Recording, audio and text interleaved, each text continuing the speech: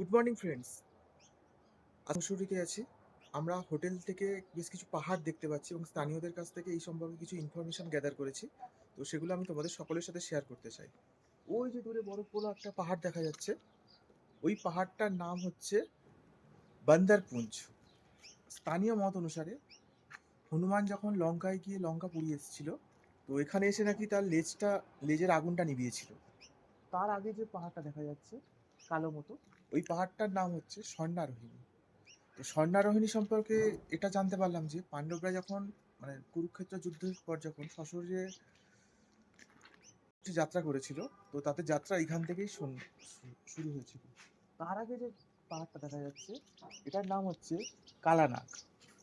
আর এদিকে যে পাহাড়টা দেখা যাচ্ছে, এটার নাম হচ্ছে লেভেন্ডর পাহাড়।